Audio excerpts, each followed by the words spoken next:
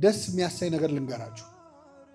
ቤተ ክርስቲያን ውስጥ በየቀኑ እየሄድን ለቀን አንዴም ቢሆን መሳለም አለብን። አባቶቻችን በአብነት ትምህርት ቤት ባህል ጉባኤ ቤት ጉባኤ እንኳን ባይኖር ወንበር ባይኖር ትምህርት ባይኖር ተማሪዎች ሄደው ትምህርቱ የሚሰጥበት ቦታ ላይ ሰላም ለኪ ብለው አቡነ ዘበሰማያት አድርሰው እንዲሄዱ ስርዓተ ቤተክርስቲያን ያዛል። ይሄ የሆነበት ምክንያት ምንድን ነው?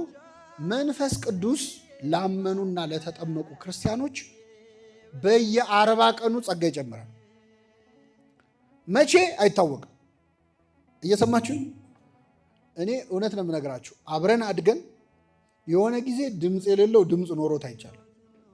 እየሰማችሁ ሲማር ትምህርት የማይገባው የሆነ ሰዓት እሳት ሆኖ ነው።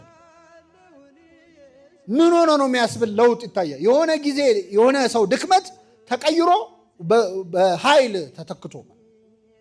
ለምንድን ነው? መንፈስ ቅዱስ ደጅ ለሚጠኑ ሰዎች ሁልጊዜ ጸጋውን ምን ይላል? ይጨምራል። ስለዚህ በምንም ምክንያት የፈለገ በኃጢአት ውስጥ ብንሆን ሰው ሲታመም ከሆስፒታል አይቀርም አይደለም? ይቀራል። አይ በቃ ታምሜማ ሆስፒታል አልሄድም ምን ይባላል? እስቲ ሆስፒታል እንዴት ይላል? አይባልም። ስትታመም ነው። የፈለገ ብንረክስ ቤተክርስቲያን ደጅ ገብተን ሳንሳለም መዋል የለብን። ከ40 ቀን አንዱ ቀን ነው ያቀ ይደርሰናል። ሀብተ መንፈስ ቅዱስ ይታደለናል፣ ይጨመርልናል። ከዚህ በፊት ያልሰሩ ቅድም ያልናቸው ሪሞቱ ላይ ያሉ እንትኖች ከኛ ማንነት ውስጥ ያልተጠቀምንባቸው አቅሞቻችን ይወጣሉ።